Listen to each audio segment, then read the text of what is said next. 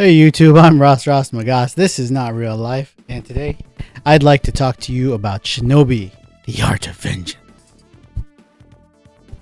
Shinobi is a long dormant Sega game, and they finally come back.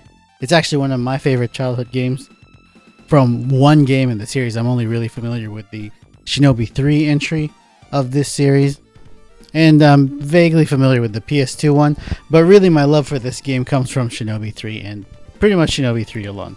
So I was super stoked to see this game being brought back, and it looks amazing, as you can probably tell, right? Just looking at it, that's one of the things that grabbed me right away. So, was this the glorious return to form that I was waiting for my whole adult life that I didn't know I wanted until they showed it to me? Well, it's a little bit mixed. So, let's start with what's good. Alright? So, what's good about this game is like what I just said. It looks fantastic. Visually, it's 10 out of 10. I couldn't say that the game could look any better. I love this art style from when Streets of Rage 4 came out, and awesome, just keep it. Love everything about the way it looks. It was really cool to see Joe Musashi, of all names, to come back and look as good as he looks, to see old enemies that I recognized from their attack patterns, or even just the way they look, revived in this cool, amazing art style.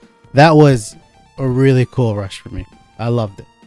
Another great thing, and this is actually the best thing about Shinobi, is the combat. When you are fighting, this game feels fantastic. It's amazing.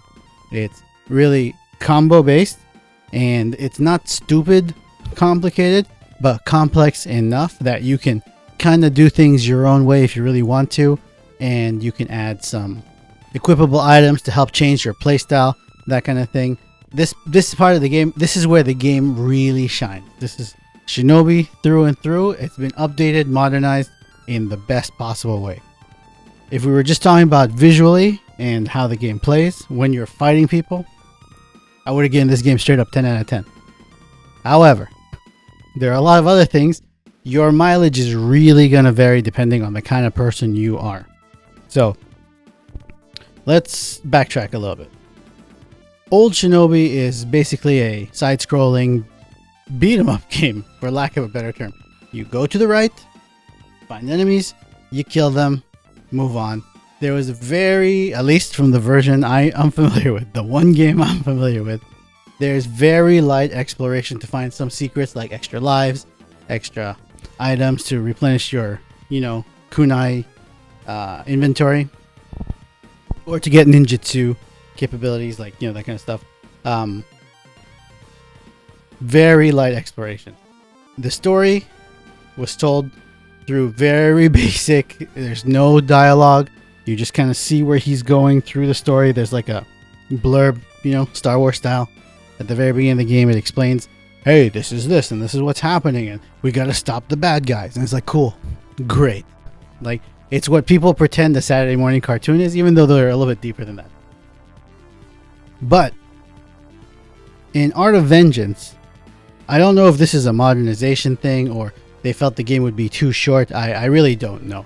But they decided that this game is going to be a Metroidvania, which is fine if you like that kind of thing. But if I'm being completely honest, this is actually one of the first things where the game starts to dip for me. And I did not replay any stage in its entirety, except for the first time when I had to.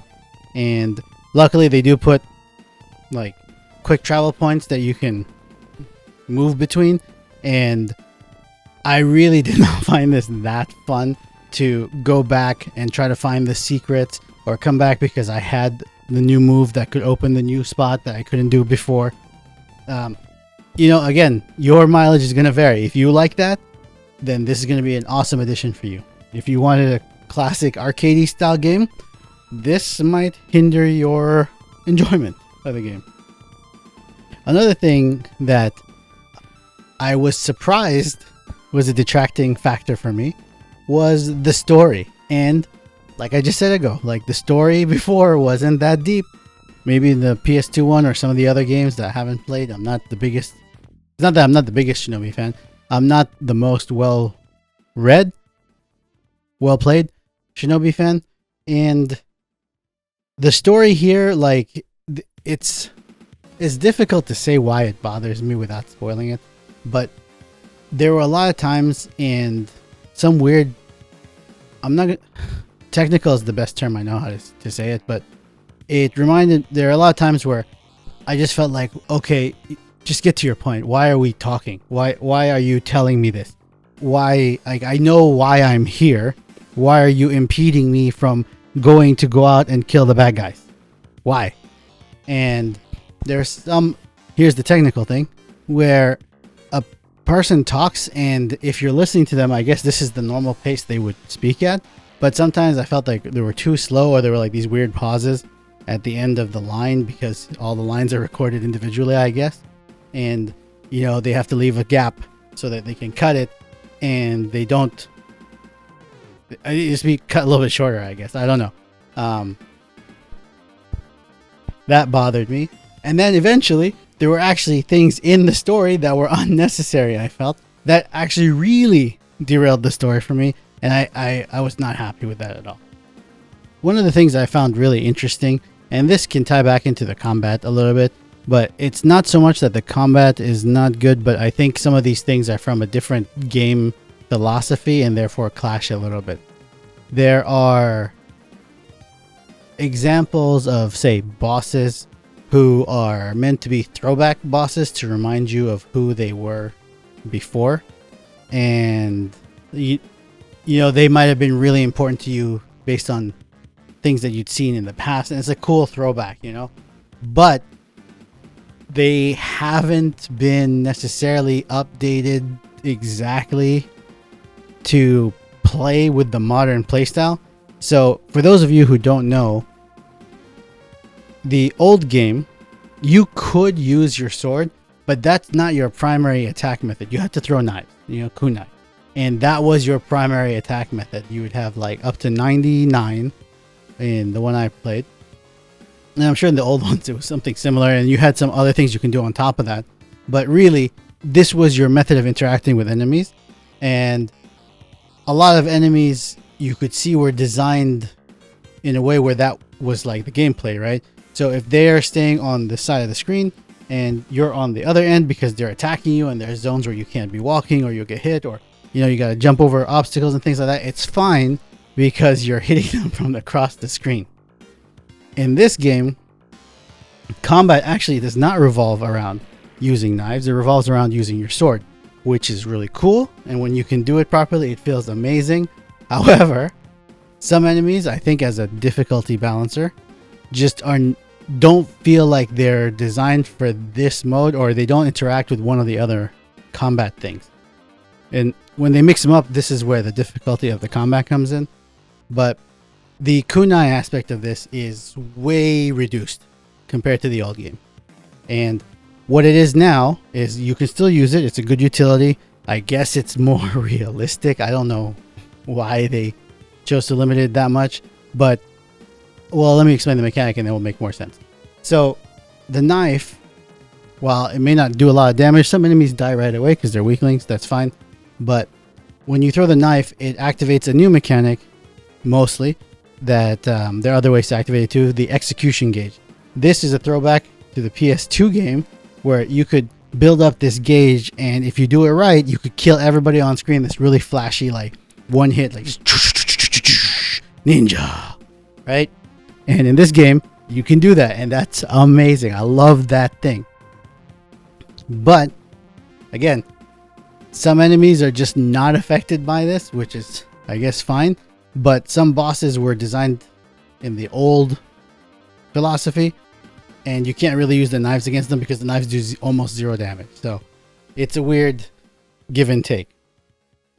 But since I mentioned the difficulty in that in combat, difficulty comes from either a boss being, hard because they have a lot of invincibility frames, or they have really tricky attacks to dodge, that kind of thing.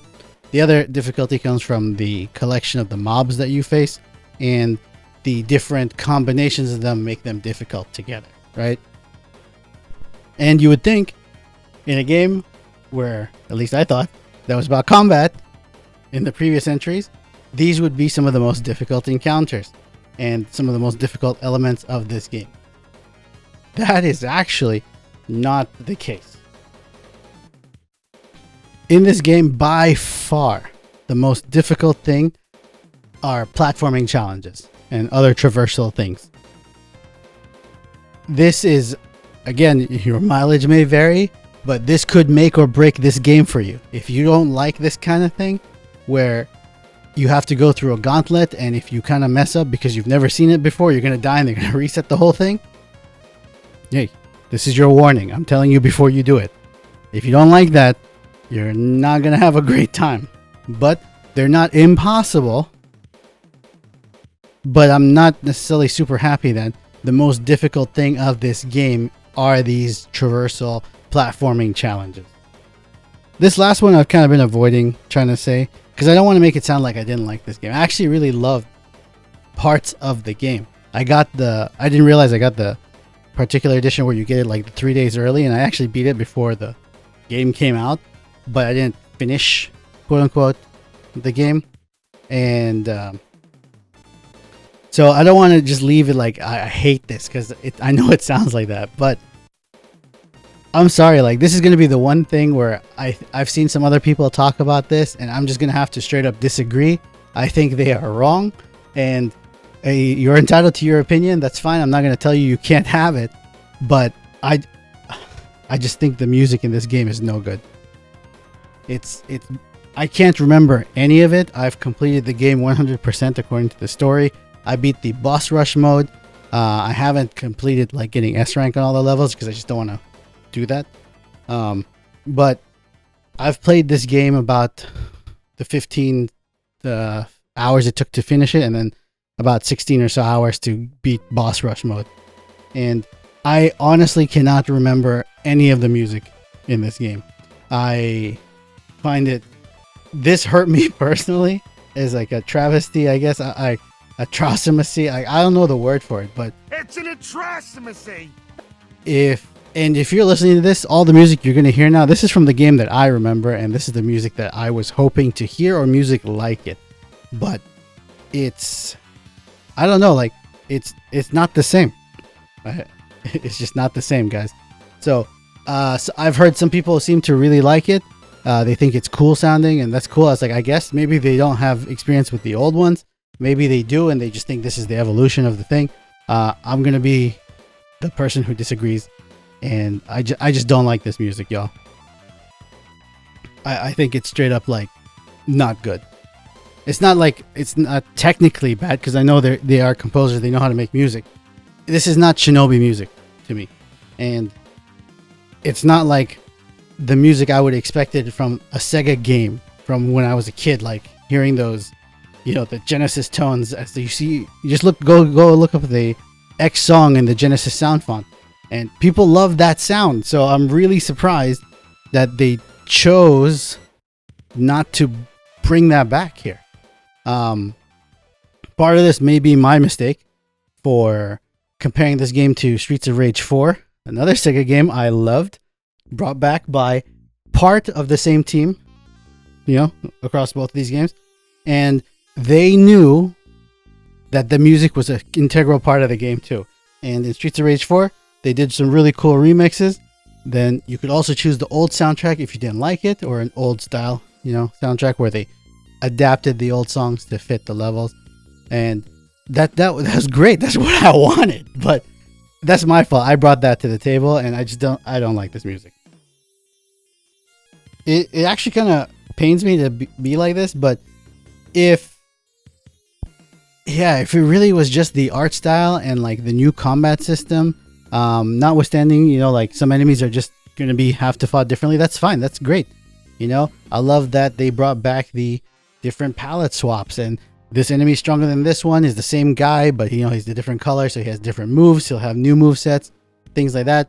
When you dodge through things, it feels amazing. You gotta learn to parry some things with some abilities.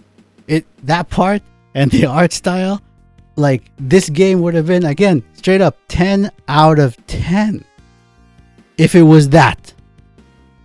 But again, your mileage may vary. but depending on how you are, if you don't like the traversal of Metroidvania and like just kind of running back and forth in a lot of places where there's not a lot of enemies to fight because you're looking for secrets, and then there'll be a guy or two and you kill them and move on. If you don't like the music, if the story doesn't do it for you, like there are all these things, and when I put them together, like this, like it just brought it down for me. So this is something that this game specifically reminds me of this concept I've always had about game reviews and scores. And I think people meme on IGN for saying 7 all the time, but I think that's probably a fair number for a lot of things. Not for this game, that's not what I'm talking about, but you know, they give 7s all around is what I mean.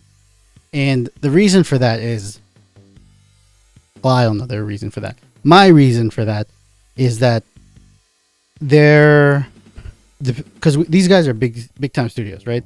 For the most part, you know, people who get a game and they bring it to market to you, for the most part, are people who have figured out how to do what they're gonna do. The execution in the final product can vary, obviously, but for the most part, if they are competent, you're probably gonna get a 7. You know, because the game is not. And a lot of people would say it should be a 5. Okay, fair enough if that's your point scale. But 7, like in school, if you get a C, okay, you passed. It's not great, it's not bad, but you passed. It's fine. You know, somebody will love it. Most people will probably be like, and move on. And here's where the concept I wanted to bring up comes in. The distance from 0 to 7 to 8, let's pretend it's like in physical walking distance, is a certain amount of distance, right? Let's say it's 1,000 miles. So you've walked 1,000 miles, you hit an 8. We're pretty good, you know, we got a B, you know. However, a lot of people, I think, incorrectly assume the difference between then going from 8 to 10, well, it can't be that far. We already walked 1,000 miles and that was 80% of the way, right? This is where I think a lot of people miss the mark. The distance from 8 to 9 is another 1,000 miles. And then the distance from 9 to 10 is even further than that. So this is where the game can fall through.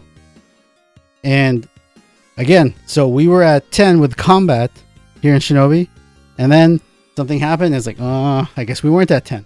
So whoever the combat guy is, the art guy, these guys are in the 10, 11 range. They know what's going on. They got it down. They've mastered it, and they can execute it like nobody's business. But they're not a whole team. So we got the music, and for me, boom, we knocked it down. The Metroidvania was kind of cool when I thought about it initially, but in practice, I didn't like it, and I actually haven't played the game since I beat it. So, and I was thinking about why, and it's because I don't want to run through all these big empty levels.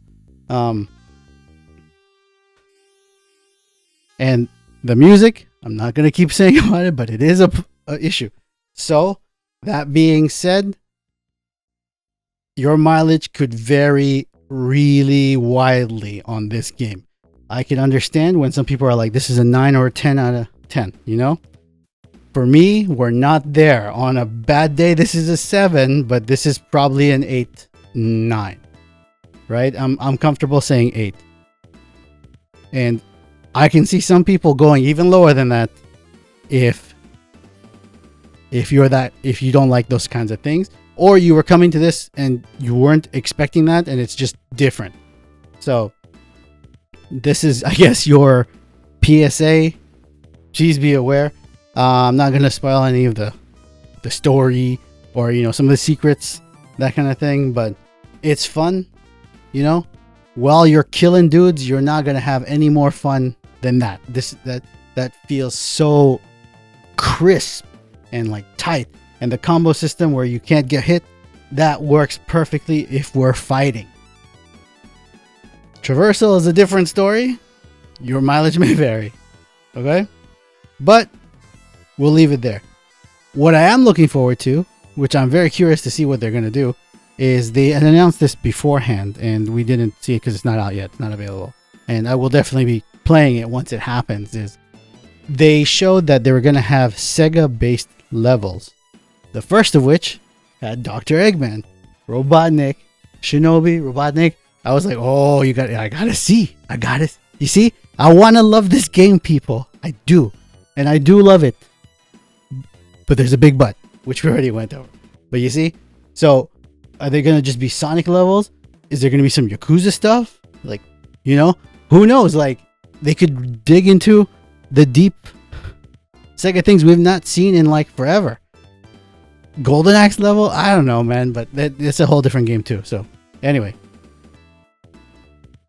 I hope this rambling helps you understand what you can expect from Shinobi: The Art of Vengeance. And it is a good game, guys. It is a good game. But I really feel like, we were like running 100-meter dash, right? Doom. We're going to win the medal. Here we go. Sega's got it. And then right at the end, you tripped. That it just kind of feels like that. So it's awesome, but has its flaws. These flaws will affect you or others more than others.